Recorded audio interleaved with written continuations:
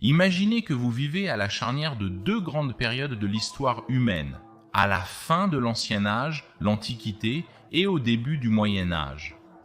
Comment le monde méditerranéen de l'époque vous aurait-il semblé? Dans quel état étaient les villes? Et c'était quand l'Antiquité a-t-elle réellement pris fin et le Moyen Âge a-t-il commencé? Peut-on même trouver une telle date? Et si oui, pourquoi? Des questions sur des questions, alors essayons de trouver des réponses. Comme les spectateurs réguliers de cette chaîne l'ont sans doute découvert maintenant, la principale période de temps avec laquelle nous avons affaire ici est l'époque de la fin de l'Empire romain. Par coïncidence, cette période est également appelée la Basse Antiquité, la dernière étape de l'Antiquité classique. Le début de la Basse Antiquité n'est pas parfaitement défini, mais normalement il est placé autour de l'an 300 après Jésus-Christ, ou parfois aussi avec le début du règne de l'empereur Dioclétien, car c'était une période de profonds changements à travers l'Empire romain et 284 après Jésus-Christ. Parfois, la bataille du pont Milvien est également prise comme la date définissant le début de la Basse Antiquité, car ce jour d'octobre de 312, le sort du monde a été décidé. Donc, normalement, autour de cette époque, 300 après Jésus-Christ plus ou moins, est généralement la date à laquelle nous dirions que la Basse Antiquité a commencé. Alors quand s'est-elle terminée? Quand cette dernière étape de l'Antiquité a-t-elle pris fin? Quand l'Ancien Monde arriverait-il enfin à sa fin et le Moyen Âge commencerait-il vraiment? Comme pour le début de l'Antiquité, il n'est bien sûr pas possible de définir précisément la date de fin de l'Antiquité, mais nous devrions probablement encore donner une fourchette d'années. Certains disent que l'Antiquité a pris fin avec la chute de l'Empire romain d'Occident, mais nous savons que cette chute a été longue et traînante, et rien de vraiment impressionnant ne s'est produit en 476 après Jésus-Christ lui-même. La destruction de l'Italie lors des guerres gothiques, qui ont fait rage de 536 à la fin des années 550, a certainement marqué pour l'Italie la fin de l'Antiquité et le début du Moyen Âge, mais pas pour le reste de la Méditerranée. Donc cela ne peut probablement pas non plus être cela. Mais ce qui a été absolument dévastateur pour la Méditerranée, c'était la guerre byzantine-sassanienne de 602 à 628. C'était en effet la guerre de toutes les guerres, une guerre totale dans laquelle l'Empire romain d'Orient et l'Empire perse sassanide se battaient à une échelle jamais vue auparavant. Beaucoup des anciennes villes et des derniers sites restants de l'Antiquité ont été totalement détruits ou dépeuplés lors de ce conflit, le plus souvent les deux. Et seulement une décennie après la fin de la guerre, un nouvel ennemi est apparu de nulle part et a conquis de grandes parties de l'Empire romain d'Orient, mettant ainsi fin à presque un millénaire d'unité que la Méditerranée avait connue jusqu'à ce point. À partir de ce moment, la Méditerranée ne serait plus jamais la même, étant totalement séparée en deux sphères d'influence culturelle et économique complètement différentes, l'européenne et l'islamique. Une division qui perdure encore à ce jour. Par conséquent, la perte de vastes territoires pour l'est de Rome, la destruction de nombreuses grandes villes antiques, la fracture de la Méditerranée en différentes sphères culturelles, la réduction du commerce, des économies plus petites, et aussi le début de l'âge sombre byzantin lorsque l'Empire romain d'Orient et même Constantinople se sont massivement réduits. Cette période se situe entre le début et le milieu des années 600, c'est 50 années à partir de 602 après Jésus-Christ, du déclenchement de la guerre sassanide à la perte des grandes provinces romaines d'Orient. Ces 50 années marquent pour moi, et pour la plupart des érudits, la fin de l'Antiquité et le début du Moyen Âge dans toutes les régions d'Europe. Alors, qu'auriez-vous vu pendant ces dernières années de l'Antiquité tardive? Eh bien, en 600 avant Jésus-Christ, tout aurait encore semblé assez bien. Personne ne soupçonnait ce qui allait arriver. En fait, l'Empire romain avait connu une grande renaissance et était encore impressionnant par sa taille. La ville de Constantinople était absolument énorme. Des centaines de milliers de personnes y vivaient. Les grands monuments de l'époque classique romaine étaient encore pour la plupart intacts et bien conservés. Les aqueducs étaient en parfait état de fonctionnement. On pouvait encore même s'émerveiller devant l'ancien Capitolium de Constantin ou le temple d'Hélios dans l'Amastrianum. On pouvait encore voir les grands forums impériaux en parfait état à cette époque. En bref, la ville était encore grandiose et prospère. C'étaient les dernières années où le latin était encore la langue officielle de la cour à Constantinople et où des courses de chars impressionnantes étaient toujours organisées dans l'hippodrome, de la même manière qu'elles l'avaient été dans l'Empire romain pendant plus de 600 ans à cette époque. Mais certaines autres grandes villes anciennes, comme Antioche, étaient déjà à moitié abandonnées et en ruine à cette époque. Une série de tremblements de terre et de guerre avec la Perse avait détruit cette autrefois grande ville ancienne. Et si vous aviez traversé Antioche en 600 après Jésus-Christ, vous auriez déjà vu à cette époque la désolation et la décadence et une population totalement réduite.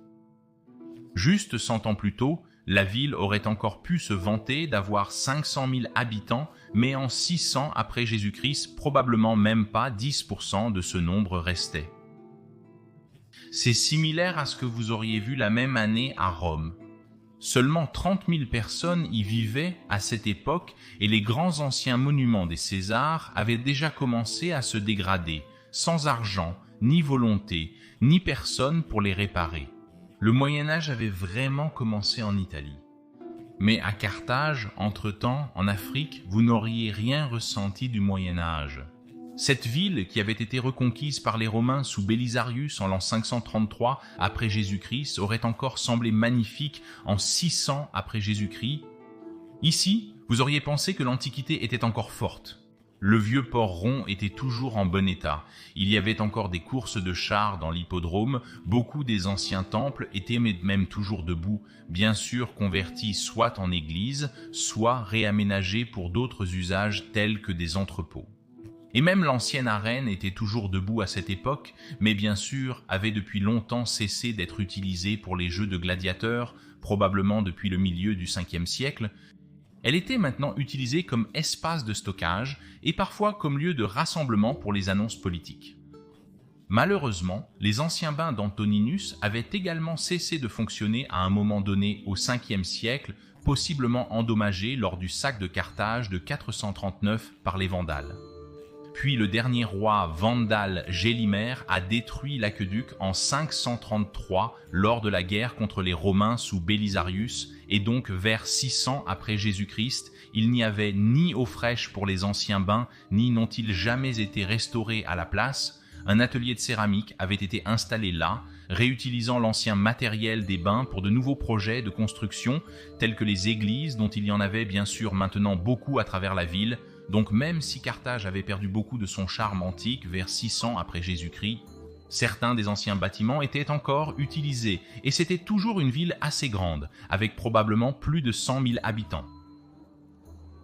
Mais une autre ville qui à cette époque devait être plus impressionnante que Carthage était Éphèse. À cette époque, cette ancienne ville grecque faisait déjà partie de l'Empire romain depuis 730 ans. Elle était toujours impressionnante par sa taille.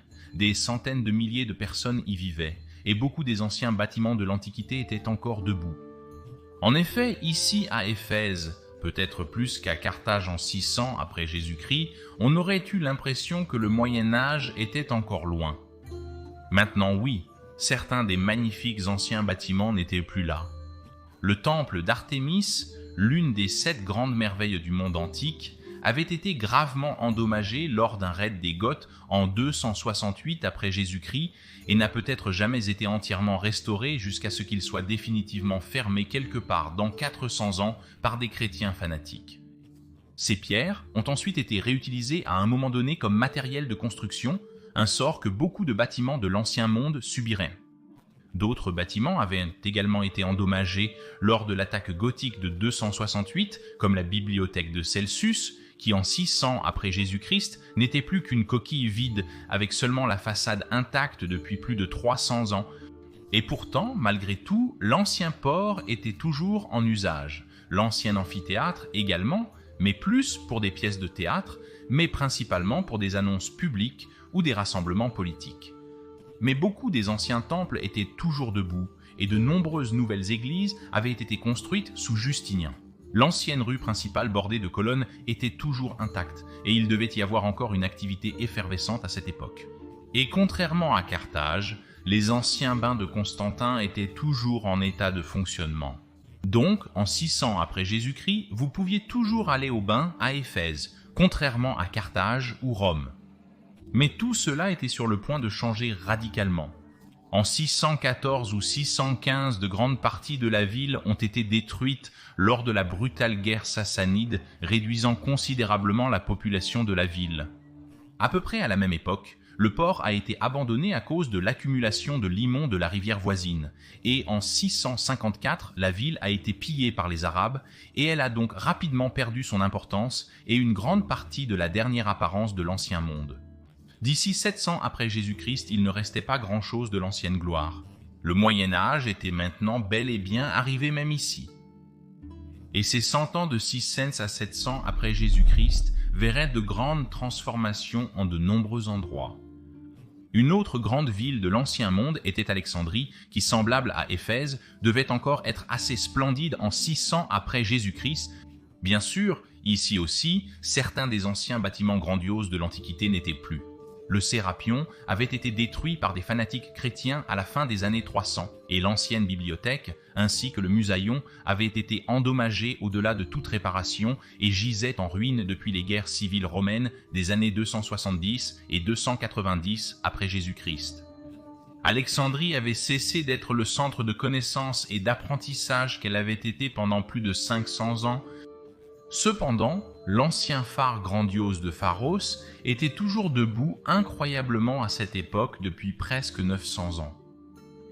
Alexandrie est tombée au début des années 640 sous le califat musulman et par conséquent, beaucoup des anciens bâtiments de l'époque romaine sont progressivement tombés en ruine et leur matériel de construction a été réutilisé pour la construction d'autres bâtiments. Ainsi, ici aussi, cette période entre 600 et 700 après Jésus-Christ semblerait à nouveau comme la fin de l'ancien monde, la fin de l'Antiquité. Mais même Constantinople tomberait en ruine après le siège des Avars en 626, lorsque les aqueducs avaient été coupés, et avec la perte des envois de céréales en provenance d'Égypte après que les Arabes aient conquis cette province, la haute population ne pouvait pas être maintenue, et donc Constantinople a perdu 80% de ses habitants dans les décennies suivant ce siège. De nombreuses parties de la ville ont été abandonnées et ont commencé à tomber en ruine, et les gens sont devenus totalement appauvris. Il faudrait environ 150 ans avant que la reprise ne commence lentement. Donc, peu importe où nous regardons, les années 600 après Jésus-Christ marquaient la fin de l'Antiquité tardive, la fin de l'Ancien Monde. Et autour de 600 après Jésus-Christ était probablement la dernière fois que vous auriez encore vu beaucoup des grandes anciennes villes gréco-romaines en splendides conditions. Car seulement quelques décennies plus tard, le Moyen-Âge avait vraiment commencé. Merci beaucoup d'avoir regardé, et si vous aimez cette vidéo, veuillez laisser un like et envisager de me soutenir sur Patreon ou via une adhésion YouTube. Je serai très reconnaissant. Merci beaucoup. Et bien sûr, veuillez vous abonner afin de ne manquer aucune future vidéo sur l'époque fascinante de la fin de l'Empire romain. Et je tiens bien sûr à remercier tous ceux qui soutiennent Majorianus sous une forme ou une autre, que ce soit via Patreon, l'adhésion à YouTube ou via un don PayPal. Merci de soutenir Majorianus afin que je puisse maintenir cette chaîne sur l'histoire de la fin de l'Empire romain. Pour plus sur Alexandrie, regardez la vidéo dans le coin supérieur droit.